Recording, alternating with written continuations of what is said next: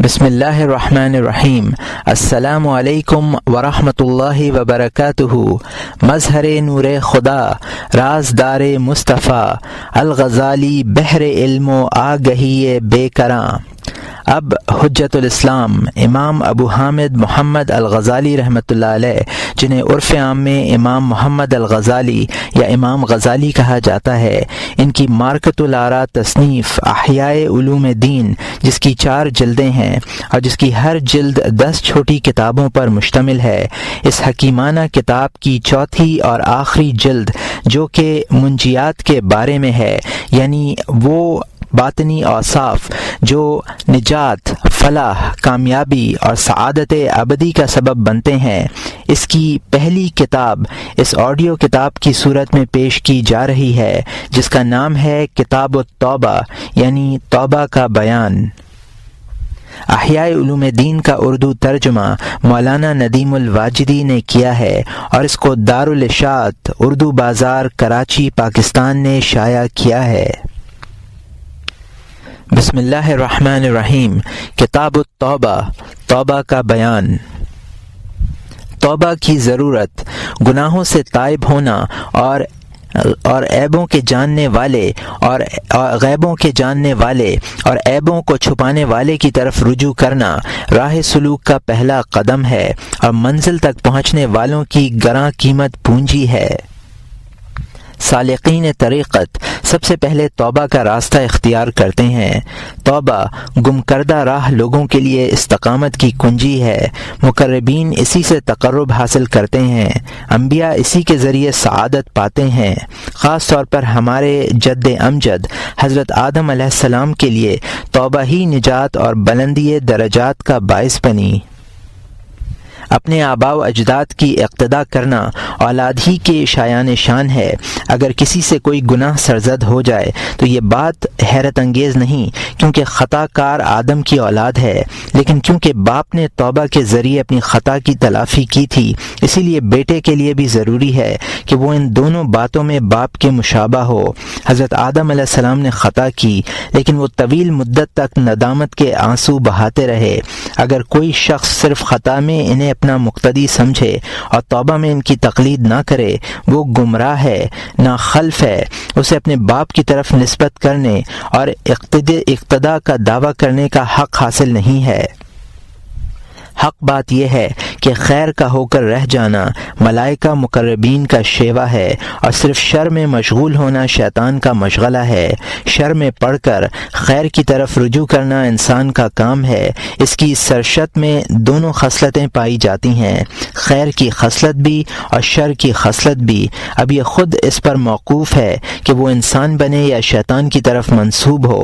اگر کوئی شخص گناہ کے بعد تائب ہوتا ہے تو یہ کہا جائے گا کہ اس نے اپنی انسانیت کے لیے دلیل فراہم کی ہے، اور سرکشی پر اصرار کرنے والے کے متعلق کہا جائے گا کہ وہ اپنے آپ کو شیطان کی طرف منسوب کرانا چاہتا ہے۔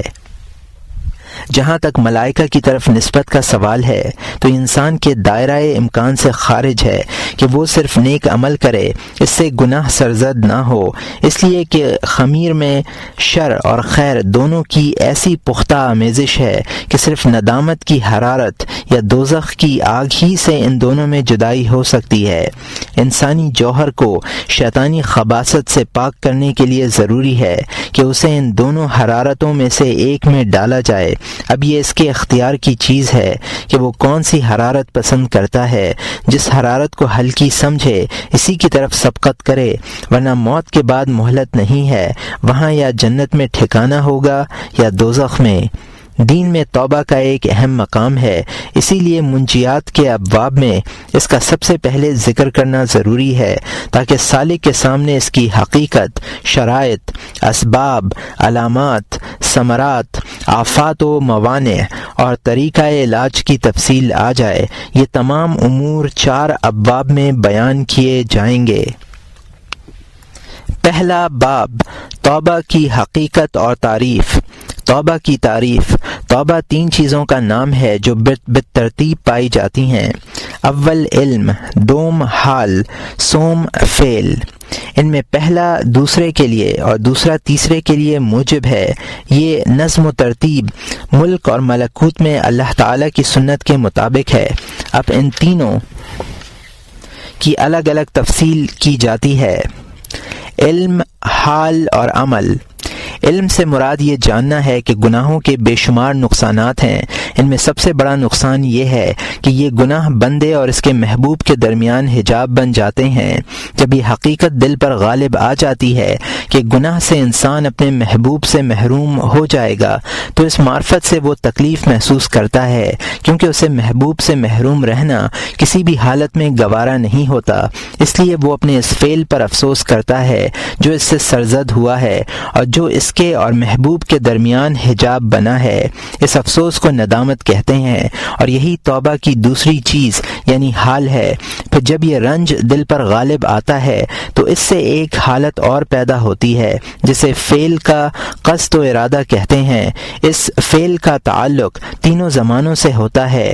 زمانہ حال سے اس طرح کہ جو گناہ پہلے کیا کرتا تھا وہ چھوڑ دے، مستقبل سے اس طرح کہ آنے والی زندگی میں اس گناہ کو چھوڑنے کا عزم کرے جو محبوب کے ملنے میں حارج ہے، اور ماضی سے اس طرح کہ اس گناہ سے جو نقصان ہوا ہے اگر وہ قابل تلافی ہے تو اس کی تلافی کرے۔ حال، قصد و ارادہ اور فعل ان تمام امور کا سرچشمہ علم ہے، جسے ہم ایمان و یقین بھی کہہ سکتے ہیں۔ ایمان اس حقیقت کی تصدیق کا نام ہے کہ گناہ مہلک زہر ہے، اور یقین اس تصدیق کا دل میں اس طرح راسخ ہو جانا ہے کہ کسی طرح کا کوئی شک باقی نہ رہے۔ جب ایمان و یقین کا نور دل کے مطلع پر چھا جاتا ہے تو اس سے دل میں رنج و غم اور ندامت کی آگ بھڑک اٹھتی ہے، کیونکہ وہ اس نور کی روشنی میں یہ دیکھتا ہے کہ وہ اپنے فلاں عمل کی وجہ سے محبوب سے دور ہو گیا، جیسے کوئی شخص اندھیرے میں ہو کہ اچانک رات کی روشنی میں یہ دیکھتا ہے کہ وہ اپنے فلاں عمل کی وجہ سے محبوب سے دور ہو گیا، جیسے کوئی شخص اندھیرے میں ہو کہ اچانک رات کے پہلو سے سپیدہ سحر نمودار ہو، یا ابر چھٹے اور سورج طلوع ہو اور اچانک محبوب نظر آئے اور وہ ہلاکت کے قریب ہو تو دل میں محبت کی آگ شعلہ زن ہوتی ہے، اور اس کی حرارت اسے اس بات پر آمادہ کرتی ہے کہ کوئی نہ کوئی تدبیر ضرور کی جائے۔ اسی طرح جب گناہ ہلاکت سے قریب کر دیتے ہیں تو ایمان و یقین کی شمع اسے تدارک کے راستے دکھلاتی ہے۔ غرض یہ کہ علم، ندامت اور زمانہ حال و استقبال میں ترک گناہ اور ماضی میں تلافی، معافات کے قصد و ارادے کے مجموعے کا نام توبہ ہے۔ توبہ اور ندامت۔ کبھی ندامت اور توبہ ایک ہی مفہوم کے لیے بولے جاتے ہیں۔ اس صورت میں علم کو اس کا مقدمہ اور ترک گناہ کو اس کا ثمرہ کہتے ہیں۔ اسی اعتبار سے سرکار دو عالم صلی اللہ علیہ وسلم نے ارشاد فرمایا، ان ندم توبہ۔ یہ ابن ماجہ اور ابن حبان کی حدیث ہے، جس کو ابن مسعود رضی اللہ عنہ نے روایت کیا ہے۔ ندامت توبہ ہے۔ ندامت کے لیے ضروری ہے کہ وہ کسی وجہ سے ہوئی ہو اور بعد میں اس پر کچھ ثمرہ بھی مرتب ہوا ہو۔ اس طرح گویا ندامت اپنے دونوں طرفوں علم اور قصد کو شامل ہے اور اپنے سبب اور مسبب دونوں کے قائم مقام ہے۔ اس لحاظ سے کسی شخص نے توبہ کی یہ تعریف کی ہے کہ توبہ سابقہ غلطی پر باطن کا سوز ہے۔ بعض لوگوں نے کہا ہے کہ توبہ ایک آگ ہے جو دل میں بھڑکتی ہے اور درد ہے جو جگر سے جدا نہیں ہوتا۔ کسی شخص نے ترک گناہ کا لحاظ کرتے ہوئے یہ کہا ہے کہ توبہ جفا کا لباس اتار کر وفا کی بساط بچھانے کا نام ہے۔ سہیل ابن عبداللہ تستری رحمۃ اللہ علیہ فرماتے ہیں کہ توبہ مذموم اخلاق کو محمود اوصاف سے بدلنے کا نام ہے، اور یہ بات گوشہ نشینی، سکوت، عقل الحلال کے بغیر حاصل نہیں ہوتی۔ سہیل ابن عبداللہ نے غالباً توبہ کی تیسری تعریف کی طرف طرف اشارہ کیا ہے۔ توبہ کی تعریف میں اور بہت سے اقوال ہیں، ہم یہاں صرف چند اقوال کے ذکر پر اکتفا کرتے ہیں۔ جو شخص ان باتوں کو جان لے جو ہم نے بیان کی ہیں، ان کے درمیان ربط و ترتیب بھی سمجھ لے، تو وہ یقیناً یہی کہے گا کہ توبہ کی اس تعریف میں جس قدر جامعیت ہے وہ دوسری تعریفوں میں نہیں ہے۔ مقصود توبہ کی حقیقت جاننا ہے، الفاظ کی کوئی اہمیت نہیں ہے۔ توبہ کا وجوب اور اس کے فضائل۔ اخبار و آیات سے صاف ظاہر ہے کہ توبہ واجب ہے۔ جس شخص کو اللہ نے نور بصیرت سے نوازا ہے اور ایمان کی روشنی میں اس کا سینہ منور کیا ہے، یہاں تک کہ وہ تاریک راستوں میں اپنے ایمانی نور کی روشنی میں چلتا ہے اور منزل تک پہنچنے کے لیے کسی رہنما اور دستگیر کی ضرورت محسوس نہیں کرتا، وہ جانتا ہے کہ توبہ ایک امر واجب ہے۔ اور یہاں مترجم نے حاشیے میں لکھا ہے کہ توبہ کے وجوب پر اس طرح کی روایات دلالت کرتی ہیں۔ مسلم میں اغرا المزنی کی روایت، یا ایھا الناس توبوا الی اللہ۔ ابن ماجہ میں حضرت جابر کی روایت، یا ایھا الناس توبوا الی ربکم قبل ان تموتوا۔ اور یہاں مترجم کا حاشیہ ختم ہوتا ہے۔ جس طرح جلنے والوں کی دو قسمیں ہوتی ہیں، ایک وہ جو دیدہ بینا رکھتے ہیں اور وہ آگے بڑھنے کے لیے کسی کی اعانت کے محتاج نہیں ہوتے، اور دوسرے وہ جو بصارت سے محروم ہوتے ہیں اور کسی کی اعانت کے بغیر قدم نہیں بڑھا پاتے۔ اسی طرح سالکین دل کی وہ قسمیں ہیں، جو بعض لوگ وہ ہیں جو صرف تقلید کرتے ہیں، وہ قدم قدم پر قرآن یا حدیث کے کسی نص سے صریح کی حرارت محسوس کرتے ہیں، اور جہاں کہیں انہیں نصوص نہیں ملتی وہاں حیران کھڑے رہ جاتے ہیں۔ ایسے لوگوں کا سفر طول عمر اور مسلسل محنت و مشقت کے باوجود مختصر ہوتا ہے، ان کے قدم بھی چھوٹے ہوتے ہیں، رفتار بھی سست ہوتی ہے، گرتے پڑتے زندگی کا سفر پورا کرتے ہیں۔ اور بعض لوگ جنہیں بجا طور پر نیک بخت اور خوش قسمت کہا جا سکتا ہے، وہ ہیں جن کے سینے اللہ تعالی نے اسلام کے لیے کھول دیے اور جن کے دلوں میں ایمان کے اجالے بھر دیے۔ وہ اپنے رب کے عطا کردہ نور کے حامل ہیں اور ذرا سی رہنمائی سے راہ سلوک کی مشکلات پر قابو پا لیتے ہیں اور بڑی سہولت سے دشوار گزار وادیاں اور گھاٹیاں طے کر لیتے ہیں۔ ان کے دل میں نور ایمان اور نور قرآن کی شمع روشن ہے، اور اس نور کی شدت کے باعث ان کے لیے ذرا سی رہنمائی، معمولی تنبیہ اور ادنا اشارے کافی ہو جاتے ہیں۔ ان کی مثال ایسی ہے، یکاد زیتها یضیء ولو لم تمسسہ نار، پارہ نمبر 18 رکوع نمبر 11 آیت نمبر 34۔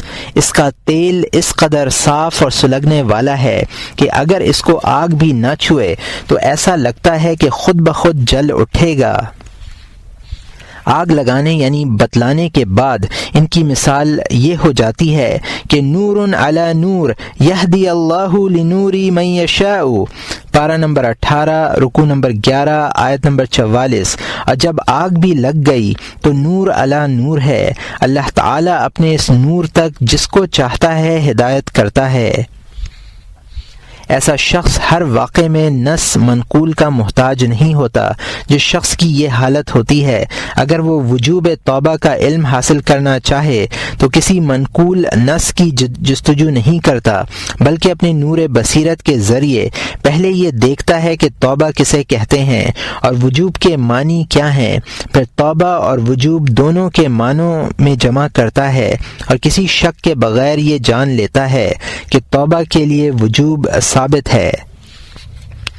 وجوب کے معنی، پہلے وہ یہ جانتا ہے کہ واجب اور ضروری وہی چیز ہے جو ابدی سعادت حصول کا ذریعہ اور دائمی ہلاکت سے نجات کا باعث ہو، اس لیے کہ اگر کسی چیز کے کرنے یا نہ کرنے سے سعادت یا شقاوت کا تعلق نہ ہو تو اس کے واجب ہو جانے کے کوئی معنی نہیں۔ جہاں تک کہنے والے کے اس قول کا تعلق ہے کہ فلاں کام واجب کرنے سے واجب ہو گیا، تو یہ محض لفاظی ہے، حقیقت سے اس کا ذرا واسطہ نہیں ہے، اس لیے کہ جن چیزوں سے حال یا مستقبل میں ہماری کوئی غرض وابستہ نہیں ہے، ان میں مشغول ہونے سے ہمیں کیا فائدہ ہوگا، خواہ کوئی انہیں ہم پر واجب کرے یا نہ کرے۔ اس سے معلوم ہوا کہ واجب وہی چیز ہے جو دائمی سعادت کے حصول کا ذریعہ ہو۔ چنانچہ جب واجب کے معنی جان لیتا ہے اور یہ بھی جان لیتا ہے کہ قیامت کے دن دیدار الہی سے بڑھ کر کوئی دوسری سعادت نہیں ہے، نیز جو شخص اس سعادت عظمیٰ سے محروم رہتا ہے اس کی بدبختی میں کوئی شبہ نہیں ہے۔ دیدار الہی کی سعادت سے وہ شخص محروم رہتا ہے جو خواہشات نفس کا اسیر ہو۔ یہ خواہشات اللہ کے اور اس کے درمیان حجاب بن جائیں گی۔ وہ آتش فراق میں بھی گھلے گا اور دوزخ کی آگ میں بھی جلے گا۔ وہ یہ بھی جان لیتا ہے کہ اللہ تعالی کی ملاقات اور اس کے دیدار سے بندہ اس وقت دور ہوتا ہے جب وہ نفسانی خواہشات میں مبتلا ہو، عالم فانی سے انس رکھتا ہو اور ان چیزوں پر گرتا ہو جن سے بچنا نجات کے لیے ناگزیر ہے۔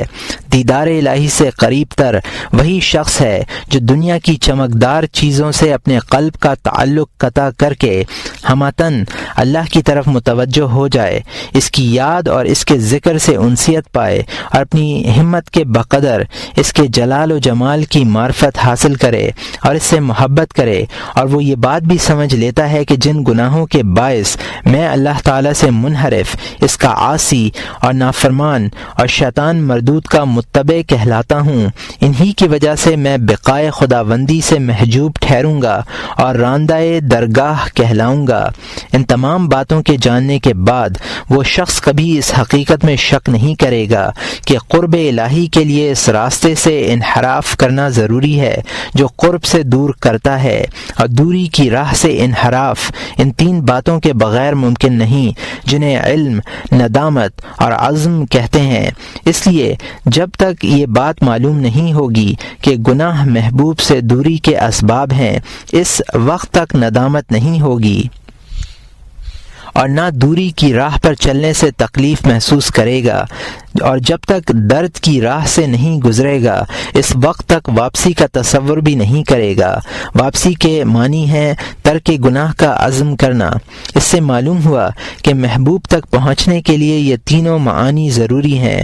یہ ان لوگوں کی حالت کا بیان ہے جنہیں نور بصیرت سے ایمان حاصل ہوتا ہے، مگر جو لوگ اس مرتبے کے قابل نہیں، جیسا کہ اکثر لوگوں کا یہی حال ہے، ان کے لیے تقلید اور اتباع کی بڑی گنجائش ہے۔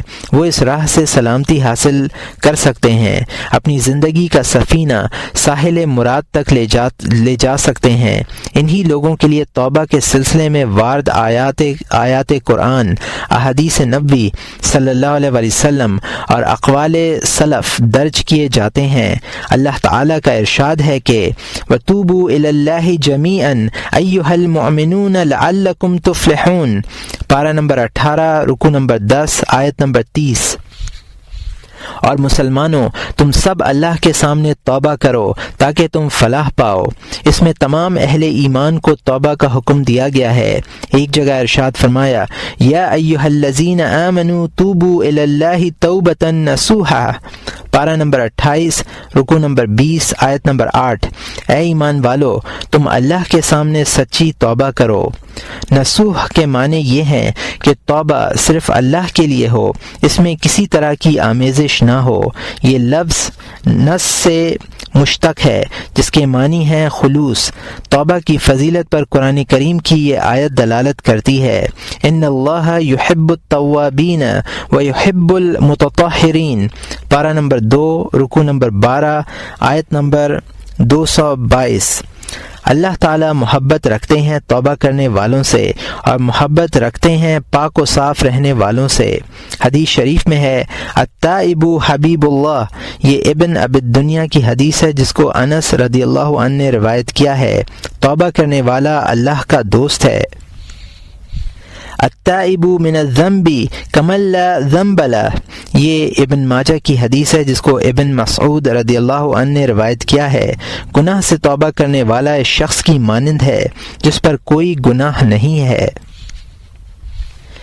لله أفرح بتوبة العبد المؤمن من رجل نزل في أرض روية مهلكة معه راحلته عليها طعامه وشرابه فودع رأسه فتام نومة فاستيقظ وقد ذهبت راحلته فطلب حتى اشتد عليه حر والعطش أو ما شاء الله قال أرجع إلى مكاني الذي كنت فيه فأنام حتى أموت فودع رأسه على صاعده ليموت فاستيقظ فإذا راحلته عنده عليها زاده وشرابه فالله تعالى أشد فرحا بتوبة العبد المؤمن من هذا براحلته.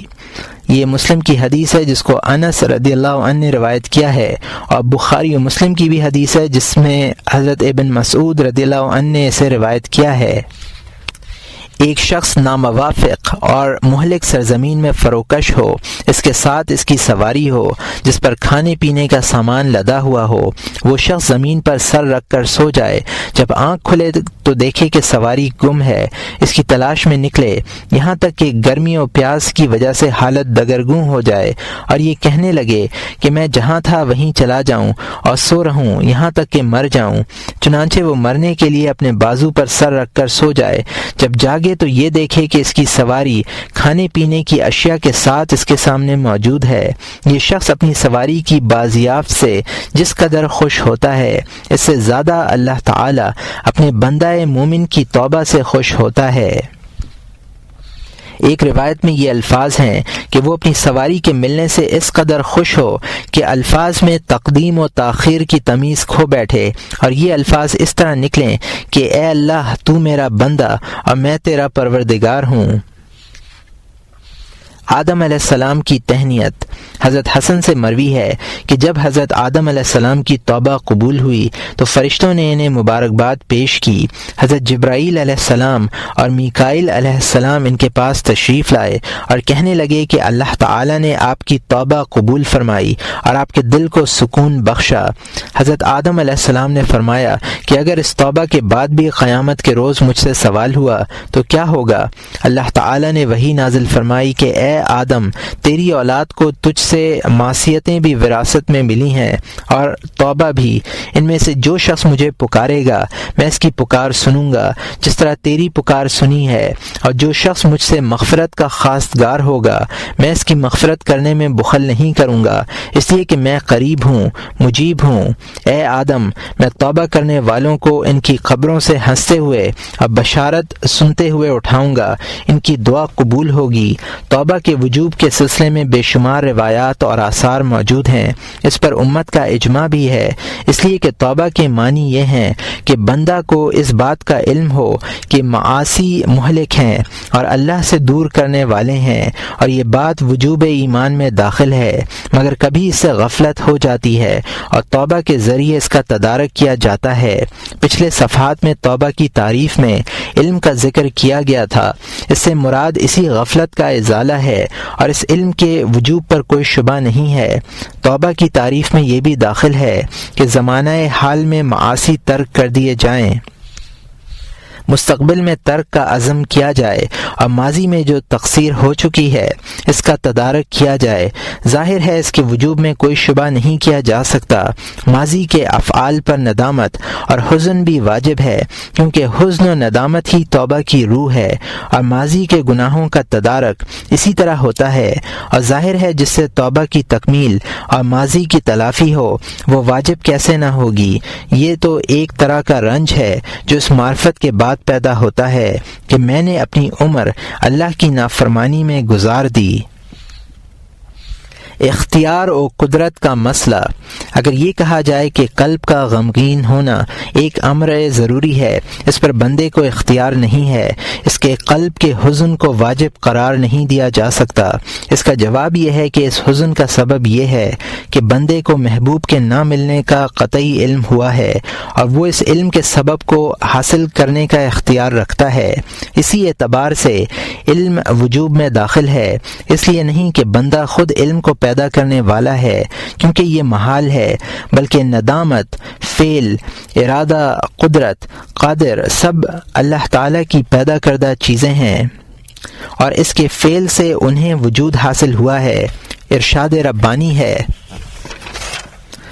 واللہ خلقکم وما تعملون، پارہ نمبر 23، رکوع نمبر 7، آیت نمبر 96، حالانکہ تم کو اور تمہاری بنائی ہوئی چیزوں کو اللہ ہی نے پیدا کیا ہے۔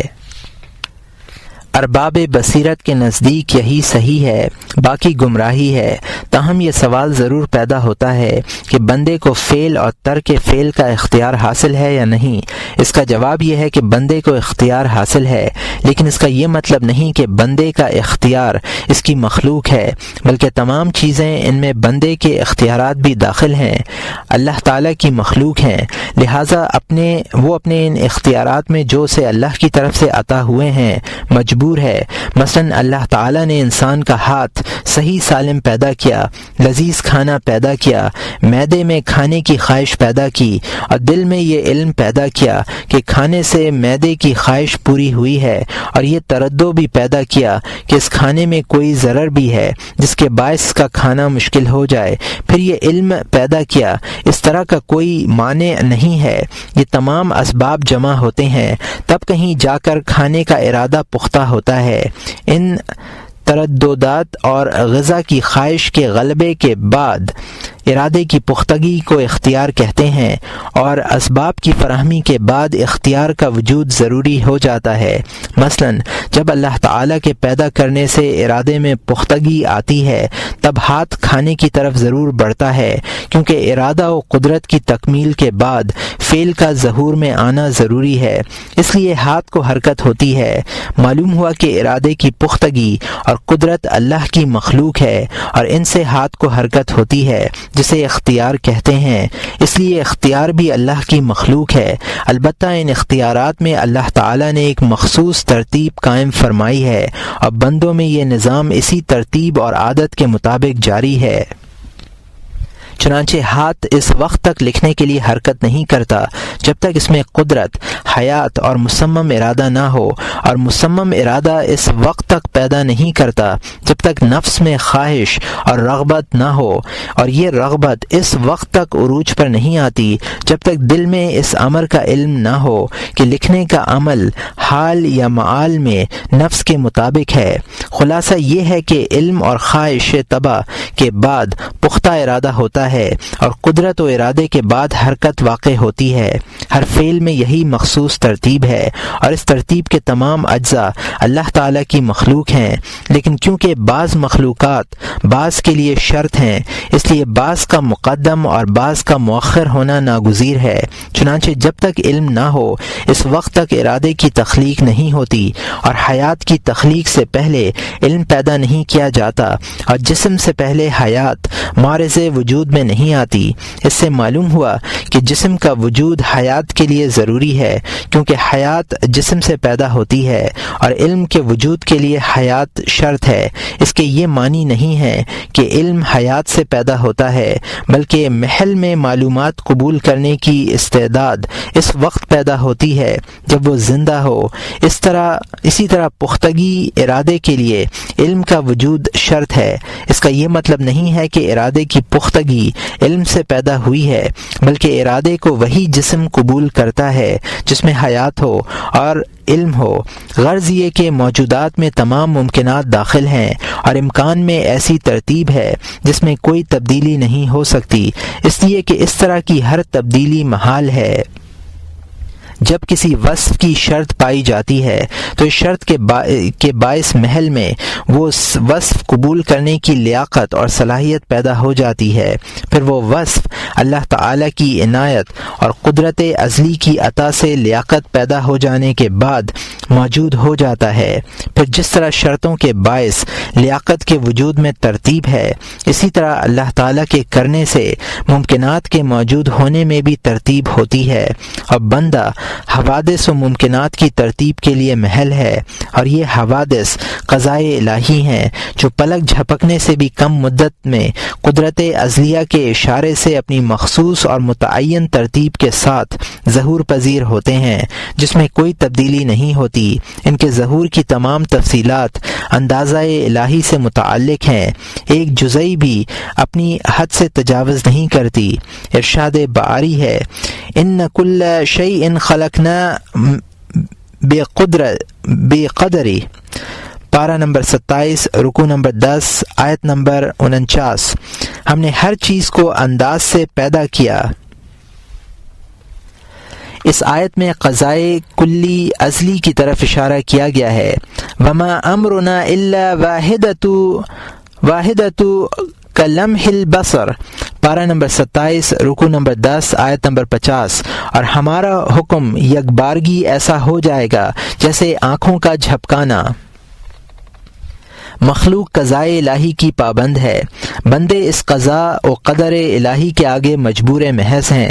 یہ بھی قدر الہی ہے کہ کاتب کے ہاتھ میں حرکت پیدا کی، لیکن اس سے پہلے ایک مخصوص صفت پیدا فرمائی جسے قدرت کہتے ہیں، اور نفس میں پختہ میلان پیدا کیا جس کا نام قصد ہے، اور مرغوب چیزوں کی واقفیت پیدا کی جسے ادراک کہتے ہیں۔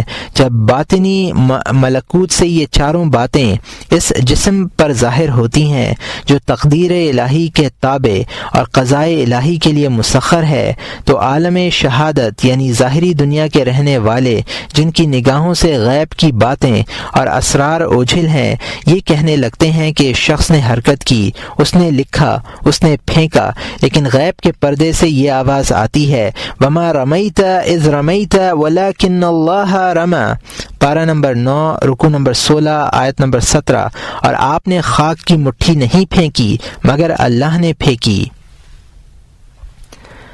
قاتلوہم یعذبہم اللہ بأیدیکم، پارہ نمبر 10، رکوع نمبر 8، آیت نمبر 140۔ ان سے لڑو، اللہ ان کو تمہارے ہاتھوں سزا دے گا۔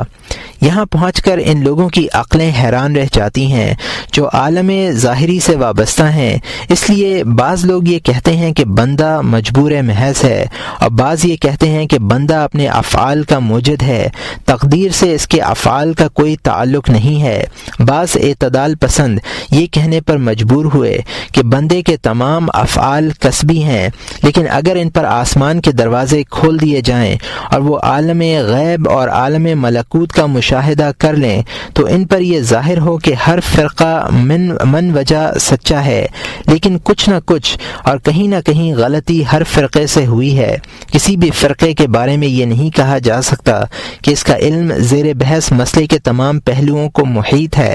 اس کا علم مکمل اسی صورت میں حاصل کیا جا سکتا ہے، اس کا مکمل علم اسی صورت میں حاصل کیا جا سکتا ہے جب اس روشن دان سے جو عالم غیب کی طرف کھلا ہوا ہے نور کی چمک آئے اور یہ جانے کہ اللہ تعالیٰ ظاہر و باطن سب کچھ جانتا ہے، اپنی غیب کی باتوں پر کسی کو مطلع نہیں کرتا سوائے اپنے منتخب پیغمبروں کے، جبکہ ظاہر پر ان لوگوں کو بھی مطلع کر دیتا ہے جو پسندیدگی کے زمرے میں نہیں آتے۔ جو شخص اسباب اور مسببات کے سلسلے کو حرکت دے گا، ان کے تسلسل کی کیفیت اور ارتباط کی وجہ دریافت کرے اور یہ جانے کہ سلسلے کی انتہا مسبب الاسباب پر کس طرح ہوئی ہے، تو اس پر تقدیر کا راز ظاہر ہو جائے۔ ایک تناقض کا ازالہ۔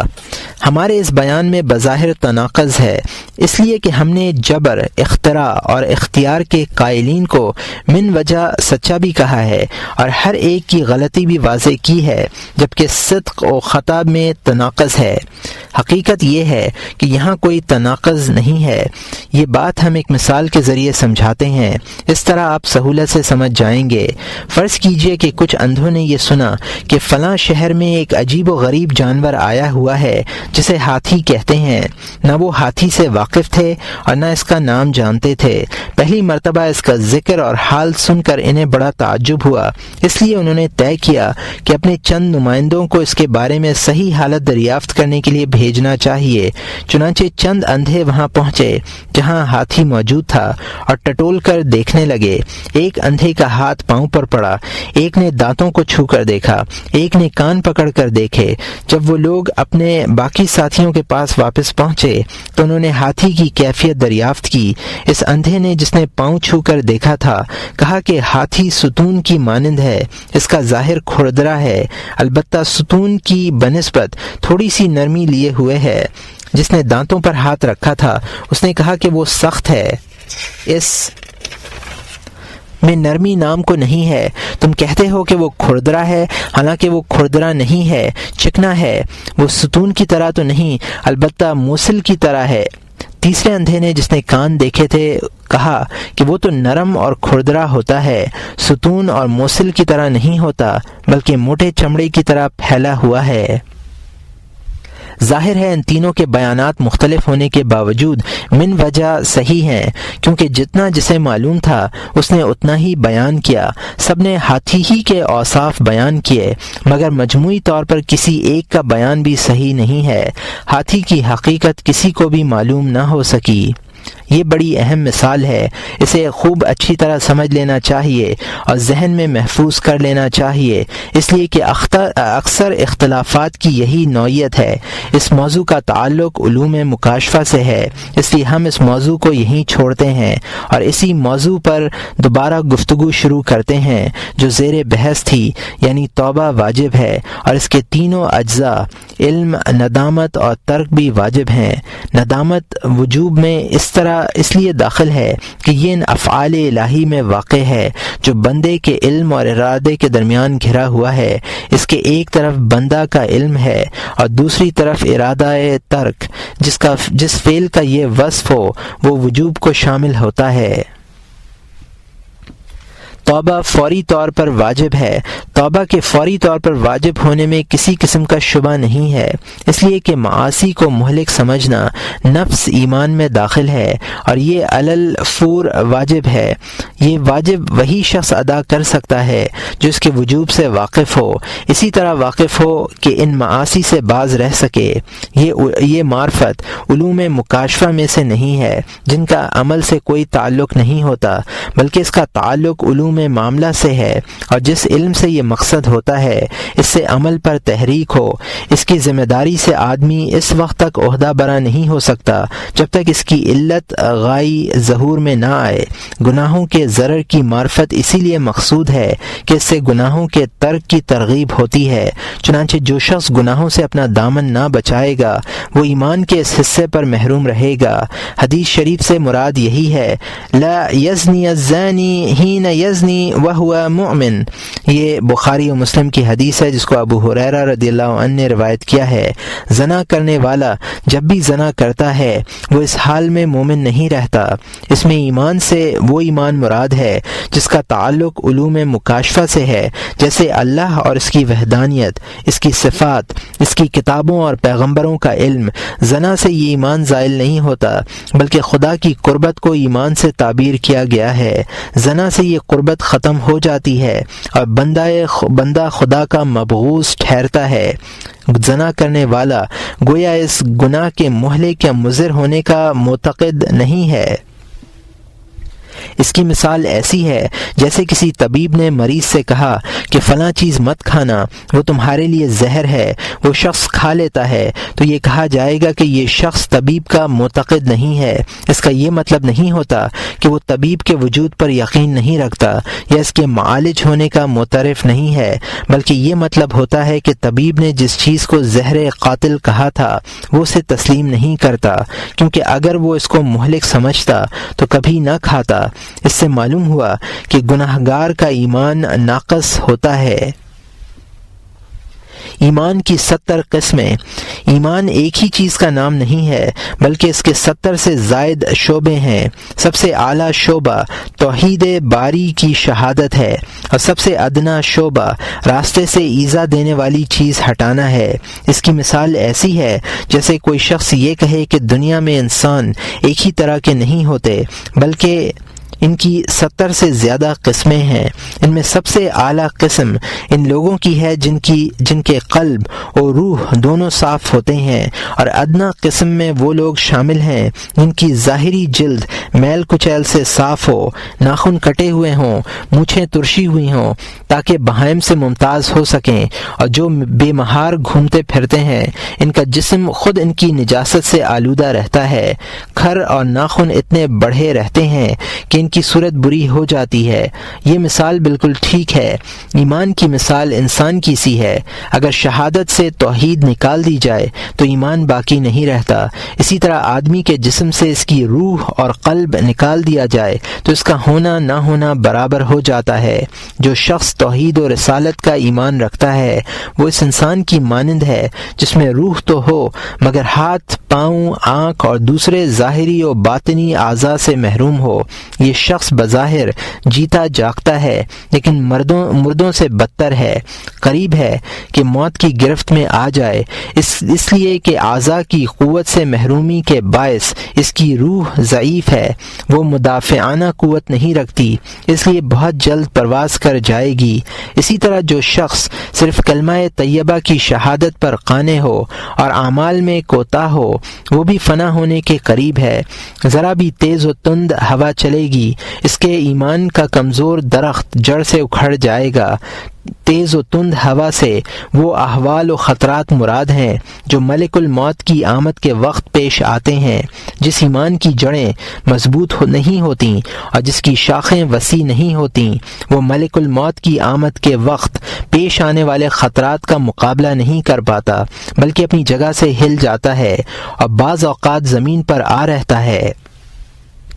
خاتمے کے وقت وہی ایمان سلامت رہتا ہے جس کی بنیاد طاعت پر ہو اور جو اعمال خیر کے چشموں سے سیراب ہوا ہو اور جس کی جڑیں زمین کی گہرائیوں میں اور شاخیں آسمان کی بلندیوں میں دور تک ہوں۔ گناہگار مومن کی مثال۔ بعض گناہگار اہل ایمان نیک مومنین سے کہتے ہیں کہ تم میں اور ہم میں فرق ہی کیا ہے، ہم بھی ایمان کی دولت رکھتے ہیں، تم بھی رکھتے ہو۔ ان کی مثال ایسی ہے جیسے کدو کے درخت نے صنوبر کے درخت سے کہا تھا کہ ہم دونوں میں فرق ہی کیا ہے، میں بھی درخت ہوں اور تو بھی درخت ہے۔ صنوبر نے جواب دیا کہ ہم دونوں کا نام یقیناً مشترک ہے، لیکن نام کے اس اشتراک سے تو جس غلط فہمی کا شکار ہے وہ بہت جلد دور ہو جائے گی۔ جب موسم خریف کی آندھی چلے گی تیری جڑ اکھڑ جائے گی اور پتے بکھر جائیں گے، اس وقت معلوم ہوگا کہ تو نام کی وجہ سے دھوکے میں تھا اور اس وصف سے غافل تھا جس کے باعث درخت مضبوط رہتا ہے۔ سوف ترى اذا انجل الغبار افوس تحتك ام حمار، جب غبار چھٹ جائے گا تو خود دیکھ لے گا کہ تیرے نیچے گدھا ہے یا گھوڑا ہے۔ حقیقت خاتمے کے وقت منکشف ہوتی ہے۔ ایمان کی قوت و ضعف کا حال اس وقت ظاہر ہوتا ہے جب فرشتہ اجل قریب آتا ہے۔ موت کی مصیبت اور اس کے احوال و خطرات سے عارفین کے جگر پارا ہو جاتے ہیں۔ عام لوگوں کا تو ذکر ہی کیا ہے، وہ وقت ہی ایسا نازک ہے کہ بہت کم لوگ ثابت قدم رہتے ہیں اور سلامتی کے ساتھ منزل تک پہنچتے ہیں۔ اگر کوئی گناہگار اپنے گناہوں کے باعث دوزخ کی آگ میں رہنے سے خارج خائف نہ ہو تو اس کی مثال ایسے تندرست و توانا شخص کی سی ہے جو یہ سوچ کر شہوات میں ڈوبا رہتا ہے اور موت سے نہیں ڈرتا کہ موت عام طور پر اچانک نہیں آتی۔ اس سے کہا جائے گا کہ تندرست کو مرض کا خوف رہنا چاہیے، اور مرض ہو اور مریض ہو تو موت سے ڈرنا چاہیے۔ اسی طرح گناہگار کو بھی سوء خاتمہ کا خوف ہونا چاہیے۔ خدا نہ خواستہ خاتمہ اچھا نہ ہوا تو آگ میں ہمیشہ ہمیشہ کے لیے رہنا ہوگا۔ ایمان کے لیے گناہ ایسے ہیں جیسے بدن کے لیے مضر غذائیں کہ معدے میں جا کر اخلاط کے مزاج میں تبدیلی کرتی ہے اور آدمی اپنی بدلتی ہوئی حالت سے اچھی طرح باخبر بھی نہیں ہوتا کہ موت اسے اچانک آ لیتی ہے۔ ایمان پر گناہ بالکل اسی طرح اثر انداز ہوتے ہیں۔ جب اس فانی دنیا کا یہ عالم ہے کہ لوگ ہلاکت کے خوف سے زہریلی چیزیں اور مضر غذائیں میں چھوڑنا واجب سمجھتے ہیں اور اسی وقت عمل کرتے ہیں، تو ابدی ہلاکت کے خوف سے مہلک چیزیں استعمال نہ کرنا بطریق اولا فوری طور پر واجب ہوگا۔ اسی طرح جب انسان کوئی زہریلی غذا کھا لیتا ہے تو اپنے فعل پر نادم ہوتا ہے اور ضروری سمجھتا ہے کہ قے کر کے یا کسی دوسری تدبیر سے اپنا معدہ اس زہریلی چیز سے خالی کر لے تاکہ یہ زہر مؤثر ہو کر اس کے جسم کے ضیاء کا باعث نہ بن جائے جو چند روز بعد فنا ہونے والا ہے۔ یہی حال اس شخص کا ہونا چاہیے جو دین کا زہر کھا لے یعنی گناہ کر لے۔ اس کے لیے بطریق اولا ضروری ہے کہ وہ گناہوں سے رکے اور اگر مرتکب ہو جائے تو فوری طور پر تدارک کرے تاکہ آخرت تباہ نہ ہو جس میں دائمی نعمتیں اور پائیدار لذتیں ہیں۔ اگر آخرت تباہ ہوئی تو پھر دوزخ کی آگ اور جہنم کے عذاب کے سوا کچھ ملنے والا نہیں ہے۔ یہ سزا اتنے طویل عرصے تک بھگتنی ہوگی جس کی کوئی تحدید نہیں کی جا سکتی۔ آخرت کے دنوں کو دنیا کے دنوں سے ذرا بھی مناسبت نہیں ہے۔ جب صورتحال یہ ہے تو گناہگار کے لیے ضروری ہے کہ وہ توبہ ہی کی طرف سبقت کرے۔ ایسا نہ ہو کہ تاخیر کرنے سے گناہوں کا زہر روح میں سرایت کر جائے اور پھر طبیب بھی اس کا علاج نہ کر سکے، نہ اس کے لیے پرہیز مفید ہو، نہ واعظ و نصیحت سے کام بنے اور تباہ حال لوگوں کے زمرے میں اس کا شمار ہو جائے اور اس آیت کا مصداق بنے۔ ان جعلنا فی اعناقہم اغلالا فہی الی الاذقان فہم مقمحون وجعلنا من بین ایدیہم سدا ومن خلفہم سدا فاغشیناہم فہم لا یبصرون وسواء علیہم انذرتہم ام لم تنذرہم لا یؤمنون۔ پارہ نمبر 22 رکو نمبر 18 آیت نمبر 8 سے 10 تک۔ ہم نے ان کی گردنوں میں طوق ڈال دیے ہیں، پھر وہ تھوڑیوں تک ہیں جس سے ان کے سر اولل گئے، اور ہم نے ایک آڑ ان کے سامنے کر دی اور ایک آڑ ان کے پیچھے کر دی جس سے ہم نے ان کو ہر طرف سے گھیر دیا سو وہ نہیں دیکھ سکتے، اور ان کے حق میں آپ کا ڈرانا نہ ڈرانا دونوں برابر ہیں، یہ ایمان نہ لائیں گے۔ یہ کہنا صحیح نہ ہوگا کہ اس آیت میں کافروں کا ذکر ہے، کیونکہ ہم یہ بات واضح کر چکے ہیں کہ ایمان کے 70 سے زائد شعبے ہیں، اور یہ کہ زانی حالت زنا میں مومن نہیں رہتا۔ اس سے معلوم ہوا کہ جو شخص اس ایمان سے دور ہوگا جو شاخ اور فرا کی مانند ہے، وہ خاتمے کے وقت اصل ایمان سے بھی محجوب ہوگا، جس طرح وہ شخص جو تمام اعضاء سے محروم ہو جلد مر جاتا ہے، کیونکہ اصل شاخوں کے بغیر قائم نہیں رہتی اور شاخیں بغیر اصل کے باقی نہیں رہتی۔ اصل اور فرا میں صرف ایک فرق ہے، فرا کا وجود اور اس کی بقا دونوں اصل کے وجود پر منحصر ہیں، جبکہ اصل کا وجود فرا پر منحصر نہیں، البتہ اس کی بقا فرا پر منحصر ہے۔ علوم مکاشفہ اور علوم معاملہ لازم و ملزوم ہیں۔ علوم مکاشفہ اور علوم معاملہ دونوں لازم و ملزوم ہیں، جیسے فرع و اصل ایک دوسرے کے لیے لازم و ملزوم ہیں، ایک دوسرے سے مستغنی نہیں رہ سکتا، اگرچہ ایک اصل کے مرتبے میں ہے اور ایک تابع کی حیثیت رکھتا ہے۔ علوم مکاشفہ اصل ہیں اور علوم معاملہ فرع کے قائم مقام ہیں۔ علوم معاملہ سے اگر آدمی کو عمل پر تحریک نہ ہو تو اس کے ہونے سے نہ ہونا بہتر ہے، اس لیے کہ ان کا جو اثر یا جو فائدہ ہونا چاہیے تھا وہ نہیں ہوا، اس لیے وہ وبال جان بنیں گی اور تارک عمل پر حجت قائم کریں گی۔ اسی لیے اگر عالم گناہ کرتا ہے تو اسے جاہل گناہ گار کی بنسبت زیادہ گناہ ملتا ہے۔ اس سلسلے میں جو آیات و روایات وارد ہیں وہ کتاب العلم میں لکھی جا چکی ہیں۔ وجوب توبہ کی عمومیت اس آیت سے ثابت ہے۔ اہل ایمان کو خطاب عام ہے، توبوا الی اللہ جمیعا ایھا المؤمنون لعلکم تفلحون، پارہ نمبر 18 رکوع نمبر 10 آیت نمبر 41۔ اے مسلمانوں تم سب اللہ کے سامنے توبہ کرو تاکہ فلاح پاؤ۔ نور بصیرت سے بھی اسی حقیقت کی طرف رہنمائی ہوتی ہے، اس لیے کہ توبہ کے معنی ہے اس راستے پر واپسی جو اللہ تعالیٰ سے دور کرنے والا ہے اور شیطان سے قریب کرنے والا ہے، اور یہ رجوع صرف عاقل ہی سے ممکن ہے۔ عقل کب کامل ہوتی ہے؟ عقل کی اصل اس وقت تک کامل نہیں ہوتی جب تک شہوت، غضب اور ان تمام صفات مذمومہ کی اصل جو انسان کی گمراہی کے لیے شیطان نے بطور وسیلہ اختیار کر رکھی ہیں درجہ کمال تک نہیں پہنچتی۔ جب آدمی 40 برس کی عمر کو پہنچتا ہے تب اس کی عقل مکمل ہوتی ہے۔ البتہ اصل عقل سن بلوغ تک پہنچنے تک مکمل ہوتی ہے اور اس کے مبادی 7 سال کی عمر سے ظاہر ہونے لگتے ہیں۔ شہوات شیطانی لشکر ہیں اور عقل ملائکہ کی فوج ہیں۔ جب یہ دونوں فوجیں کسی ایک مقام پر جمع ہوتی ہیں تو ان میں جنگ برپا ہوتی ہے، اس لیے کہ ایک کے سامنے دوسرا ٹھہر نہیں سکتا، دونوں ایک دوسرے کی ضد ہیں، ایک دوسرے کے ساتھ جمع نہیں ہو سکتے۔ جس طرح رات اور دن میں روشنی اور تاریکی میں اجتماع نہیں ہو سکتا، اگر ایک غالب آ جائے تو دوسرے کا وجود کسی حال میں باقی نہیں رہتا، اور کیونکہ شہوات کمال عقل سے پہلے ہی جوانی اور بچپن کے زمانے میں انسان پر غالب آ جاتی ہیں، اس لیے شیطان کے قدم فعل سے پہلے ہی راسخ ہو جاتے ہیں۔ یہی وجہ ہے کہ دل عموماً شہوات کی محبت و انسیت میں گرفتار رہتا ہے اور اس کی گلو خلاصی مشکل ہو جاتی ہے۔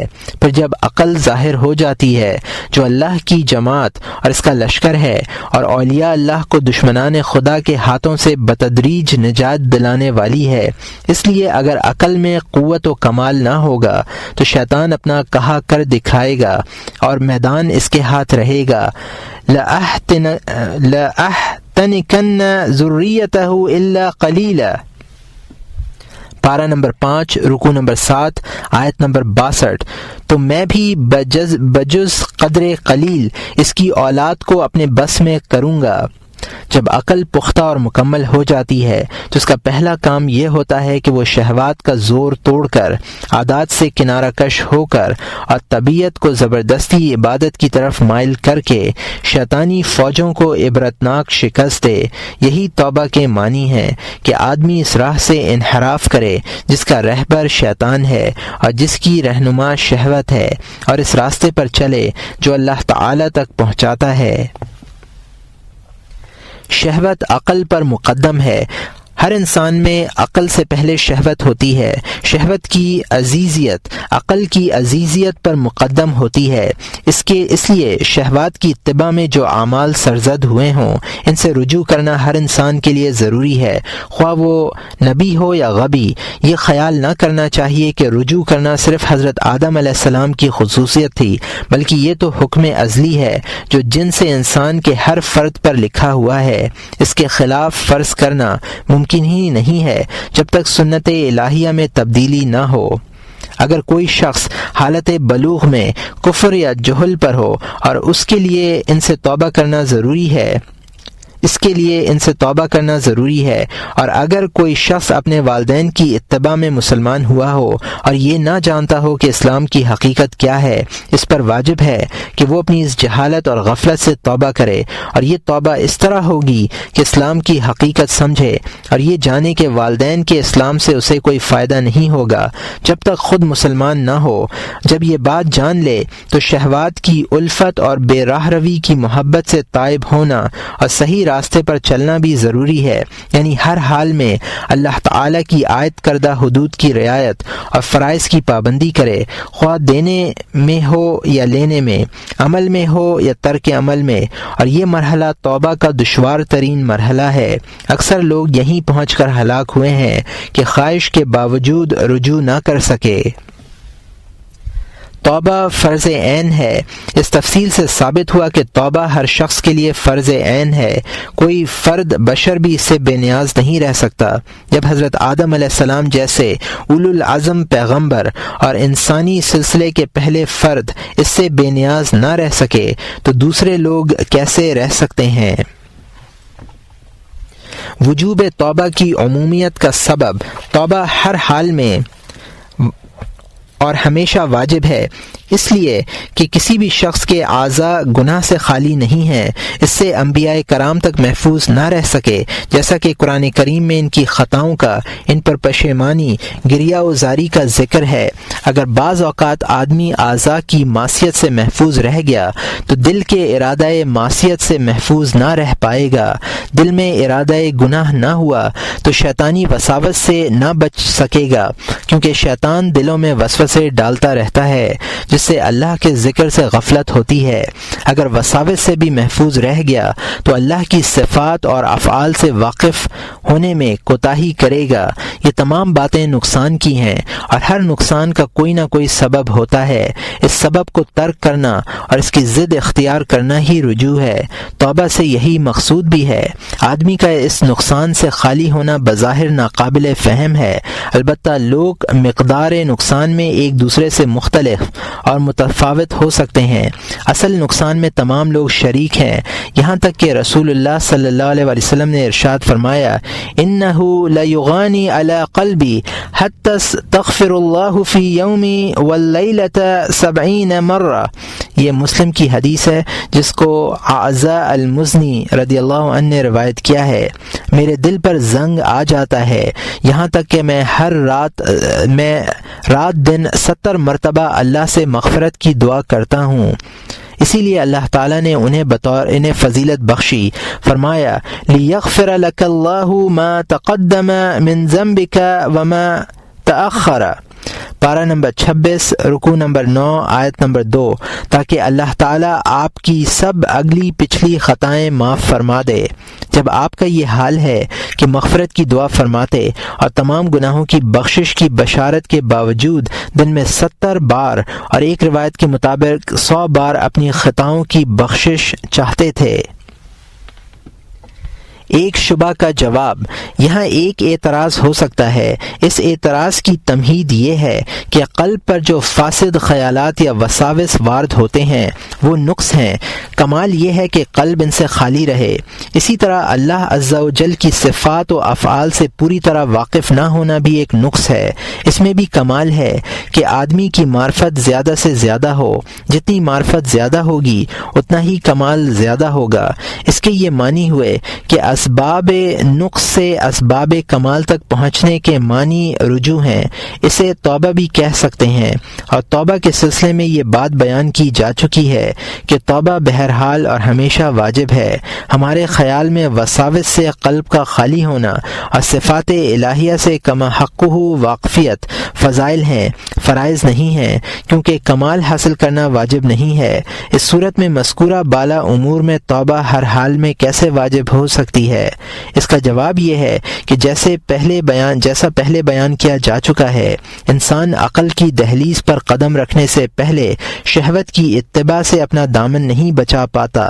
توبہ کے معنی یہ نہیں کہ جن اعمال سے توبہ کی جا رہی ہے وہ آئندہ کے لیے ترک کر دیے جائیں، بلکہ توبہ کے لیے ضروری ہے کہ ماضی میں جو کچھ ہو چکا ہے اس کا تدارک بھی ہو جائے۔ آدمی جس شہوت میں بھی مبتلا ہوتا ہے اس سے دل پر تاریکی سی چھا جاتی ہے، جیسے منہ کی بھاپ سے آئینے پر تاریکی آ جاتی ہے۔ پھر اگر شہوات کی اتباع مسلسل ہوتی رہے تو دل کی تاریکی تہ بتہ گہری ہو جاتی ہے اور زنگ سا لگ جاتا ہے۔ جس طرح منہ کی بھاپ اگر آئینے پر مسلسل پڑتی رہے تو زنگ لگ جاتا ہے۔ شہوات سے دل پر زنگ لگنے کا ذکر قرآن کریم میں ہے، فرمایا کلا بل ران علی قلوبہم ما کانوا یکسبون، پارہ نمبر 30 رکوع نمبر 8 آیت نمبر 14۔ ہرگز ایسا نہیں، بلکہ ان کے دلوں پر ان کے اعمال بد کا زنگ بیٹھ گیا ہے۔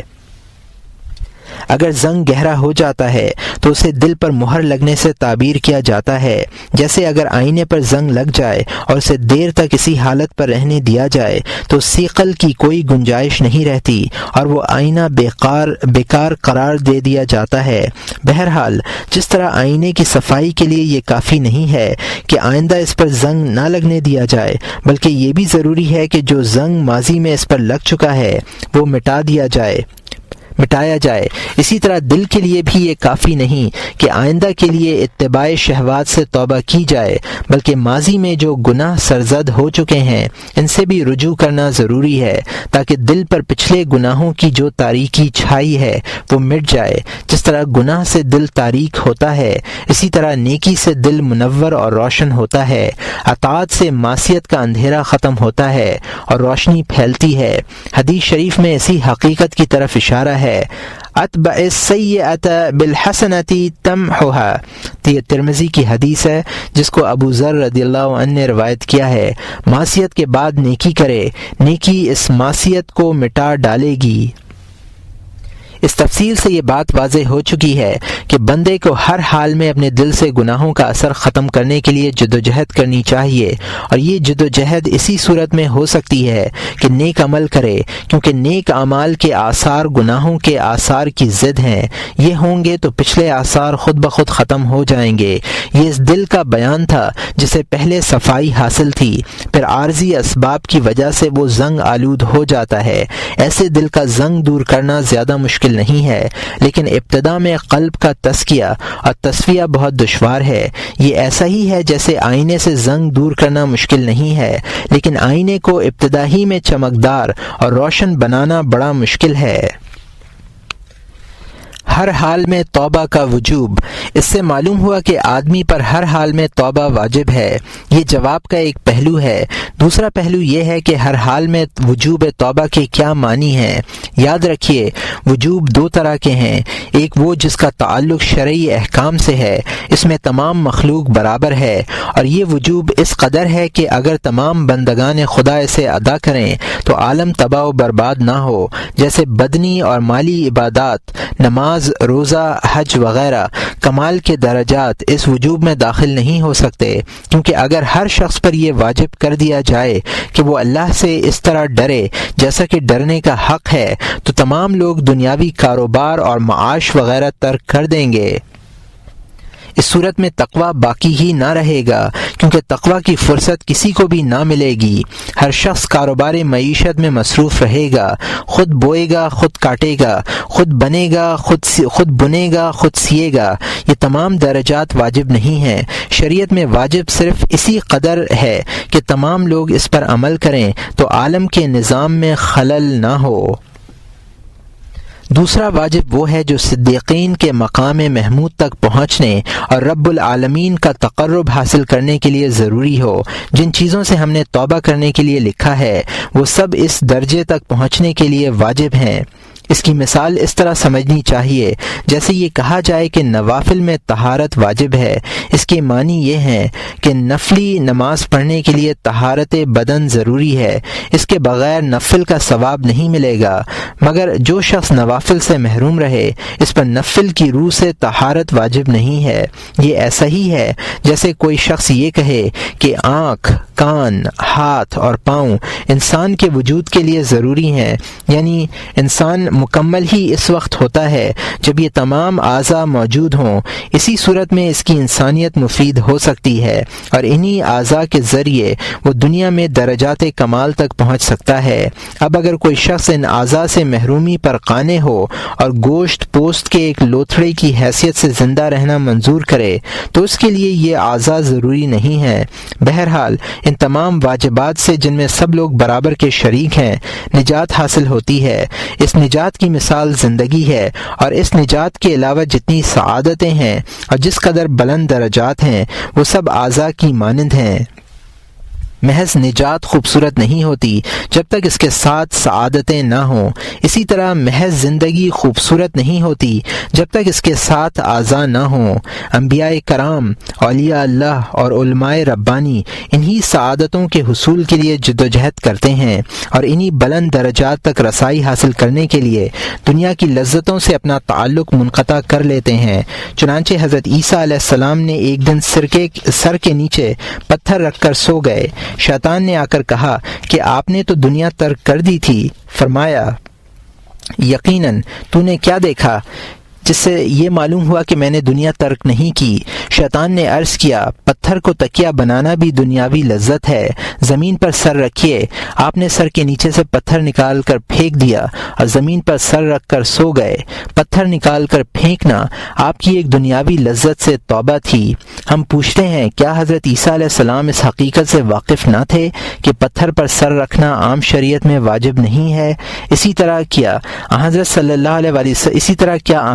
اللہ علیہ وسلم اس امر سے لا علم تھے کہ منقش چادر پر نماز ادا ہو جاتی ہے؟ اس کے باوجود آپ نے نماز میں منقش چادر کو وجہ خلل سمجھا اور اسے اتار کر نماز پڑھی۔ اسی طرح آپ نے جوتے کے نئے تسمے کو قلب کی مشغولیت کا باعث سمجھ کر پرانا تسمہ باقی رکھنا بہتر سمجھا، حالانکہ یہ وہ امور ہیں جو عام لوگوں پر مقرر کردہ شریعت میں واجب نہیں ہیں۔ ظاہر ہے یہ بات حضرت عیسیٰ علیہ السلام کو بھی معلوم تھی اور حضرت صلی اللہ علیہ وسلم بھی جانتے تھے، پھر آپ حضرات نے وہ اعمال ترک کیوں کیے؟ اس کا ایک ہی جواب ہے، اور وہ یہ کہ آپ نے ان اعمال کو اپنے قلب میں مؤثر اور مقام محمود تک پہنچانے کے لیے مانع سمجھا۔ حضرت صدیق اکبر رضی اللہ عنہ نے ایک بار کہیں سے آیا ہوا دودھ نوش فرمایا، بعد میں معلوم ہوا کہ وہ کسی ناجائز ذریعے سے حاصل ہوا تھا۔ آپ نے بلا تاخیر حلق میں انگلی ڈال کر قے کی اور شدت سے دودھ کا ایک ایک قطرہ جسم سے باہر نکال دیا کہ قریب تھا کہ ساتھ ہی روح بھی نکل جائے۔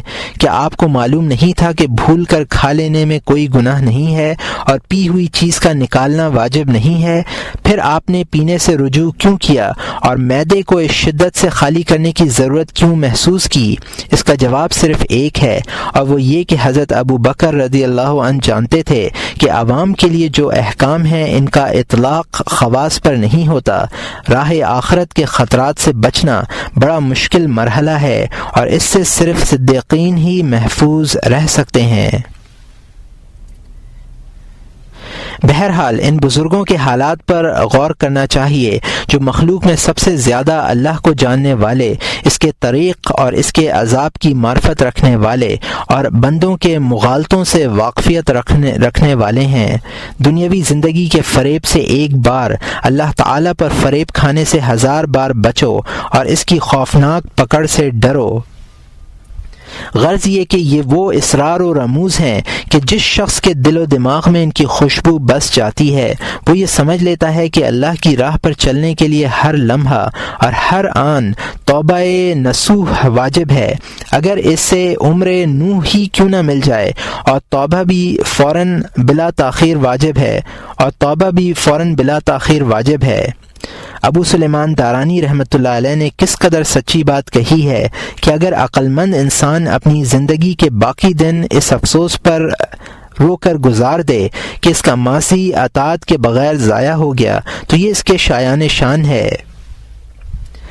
اس سے اندازہ ہوتا ہے کہ جو لوگ اپنی باقی زندگی میں بھی نافرمانیوں کے مرتکب رہیں ان کا حال کیا ہوگا۔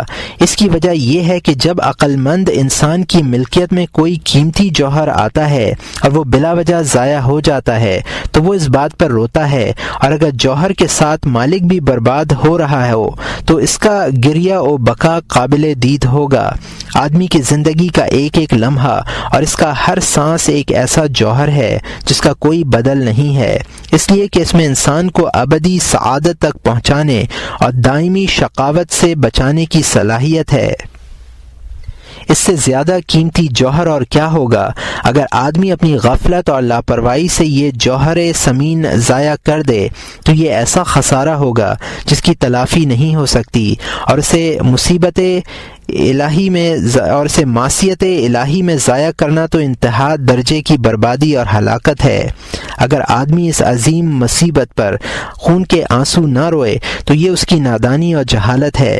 جہالت بجائے خود ایک بڑی مصیبت ہے، لیکن جاہل کو اپنی مصیبت کا احساس نہیں ہوتا، کیونکہ غفلت کی نیند اس کے اور مصیبت کی معرفت کے درمیان حائل ہو جاتی ہے۔ افسوس، تمام لوگ اسی خواب غفلت میں مبتلا ہیں۔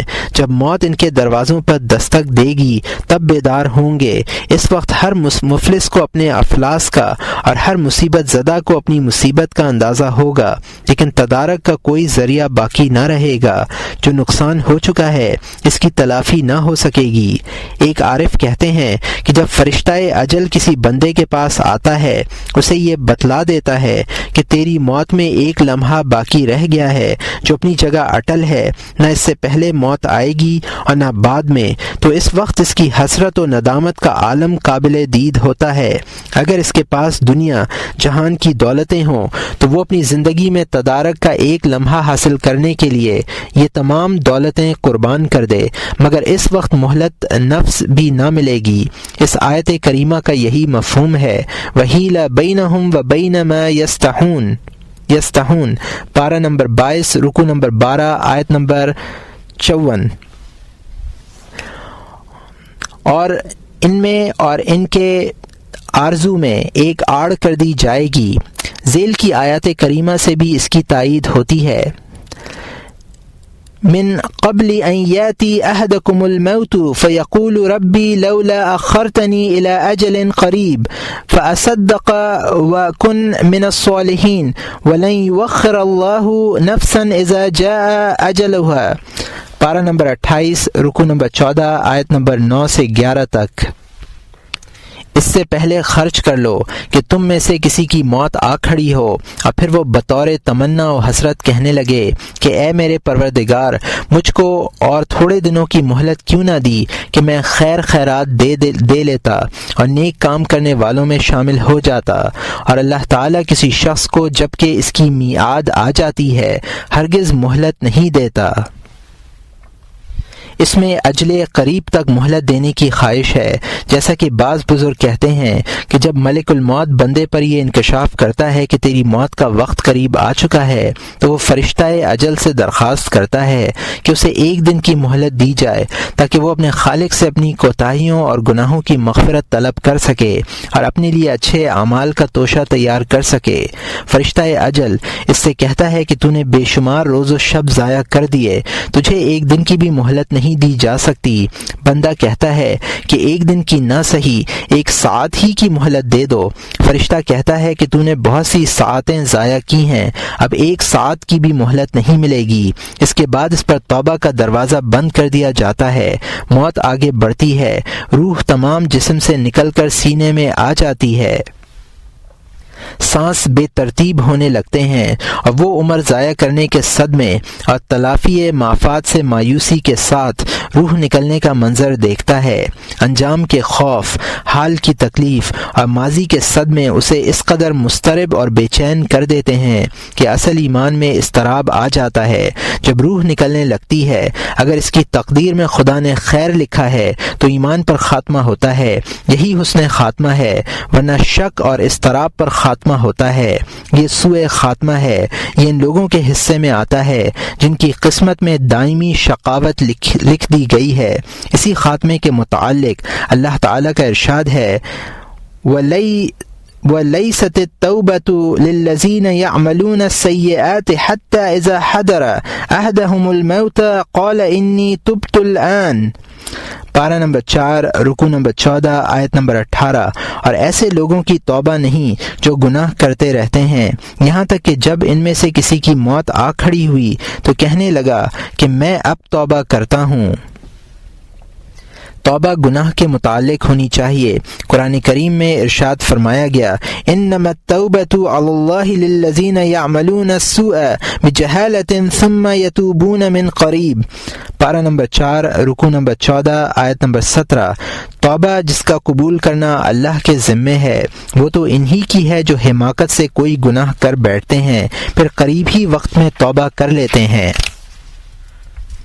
اس آیت کے معنی یہ ہیں کہ گناہ سے متصل زمانے میں توبہ ہونی چاہیے، یعنی اگر گناہ سرزد ہو تو فوراً اس پر نادم ہو اور اس کے معاً بعد کوئی عمل نہ کرے، اس کے معاً بعد کوئی عمل خیر کرے جس سے اس عمل بد کا تدارک ہو سکے۔ ایسا نہ ہو کہ زیادہ وقت گزر جانے سے دل پر اس گناہ کے اثرات زیادہ ہو جائیں اور وہ زائل نہ ہو سکیں۔ اسی لیے سرکار دو عالم صلی اللہ علیہ وسلم نے فرمایا، اتبع السیئۃ الحسنہ، گناہ کے بعد ایسی نیکی کر کہ جس سے وہ گناہ ختم ہو جائے۔ حضرت لقمان کی اس وصیت کے بھی یہی معنی ہیں جو انہوں نے اپنے صاحبزادے کو فرمائی تھی کہ اے بیٹے توبہ کرنے میں تاخیر نہ کر، اس لیے کہ موت اچانک آتی ہے۔ جو شخص ٹال مٹول سے کام لیتا ہے اور توبہ کی طرف سبقت نہیں کرتا وہ دو عظیم خطروں کے درمیان ہے۔ ایک تو یہ کہ معاصی کی ظلمت دل پر چھا جاتی ہے اور آہستہ آہستہ وہ زنگ کی صورت اختیار کر لیتی ہے اور طبیعت ثانیہ بن جاتی ہے، پھر مٹانے کی کوشش کامیاب نہیں ہوتی۔ دوسرے یہ کہ بعض دوسرے امراض یا موت اچانک نرغے میں لے لیتی ہے اور آدمی کو اتنی مہلت نہیں ملتی کہ وہ اپنے دل سے گناہوں کا زنگ دور کر سکے۔ اسی لیے حدیث شریف میں وارد ہوا ہے کہ ان اکثر اہل النار من تسویف، اکثر دوزخی ٹال مٹول کے باعث دوزخ میں جائیں گے۔ اور یہاں مترجم نے حاشیے میں لکھا ہے کہ اس کی اصل مجھے نہیں ملی، اور یہاں مترجم کا حاشیہ ختم ہوتا ہے۔ اکثر لوگوں کی ہلاکت کا سبب یہی ہے کہ وہ نیک کاموں یا گناہوں سے توبہ کرنے میں ٹال مٹول سے کام لیتے ہیں۔ گناہوں سے دلوں کا سیاہ ہو جانا نقد ہے اور انہیں نیک اعمال یا توبہ کے ذریعے جلا دینا ادھار ہے، یہاں تک کہ موت آ جاتی ہے اور سیاہ دل کے ساتھ اللہ تعالیٰ کے یہاں پیش ہونا پڑتا ہے۔ حالانکہ نجات کے اصل مستحق وہی لوگ ہیں جن کے دل گناہوں کی سیاہی سے خالی ہوں۔ کسی عارف کا قول ہے کہ اللہ تعالیٰ اپنے ہر بندے سے بطور الہام دو باتیں ارشاد فرماتا ہے۔ ایک اس وقت جب وہ اپنی ماں کے پیٹ سے نکلتا ہے، اس وقت اس کے کان میں فرماتا ہے، اے بندے میں تجھے دنیا میں پاک و صاف بھیج رہا ہوں، میں نے تجھے تیری عمر بطور امانت دی ہے اور تجھے امین مقرر کیا ہے، اب میں دیکھتا ہوں کہ تو اس امانت کی کیسے حفاظت کرے گا۔ اور دوسری اس وقت جب اس کے جسم سے روح نکلتی ہے، اس وقت ارشاد فرماتا ہے، اے بندے تیرے پاس میری ایک امانت تھی، تو نے اس کی حفاظت کی ہے یا نہیں؟ اگر کی ہے تو میں بھی اپنا وعدہ پورا کروں، اور نہیں کی تو میں بھی اپنی وعید کی تکمیل کروں۔ قرآن کریم کی ان دو آیتوں میں اسی عہد کی طرف اشارہ ہے۔ وَأُوفُوا بِعَهْدِي أُوفِ بِعَهْدِكُمْ، پارہ نمبر 1 رکوع نمبر 4 آیت نمبر 40، اور پورا کرو تم میرے عہد کو، پورا کروں گا میں تمہارے عہد کو۔ وَالَّذِينَ هُمْ لِأَمَانَاتِهِمْ وَعَهْدِهِمْ رَاعُونَ، پارہ نمبر 29 رکوع نمبر 7 آیت نمبر 32، اور جو اپنی امانتوں اور اپنے عہد کا خیال رکھنے والے ہیں۔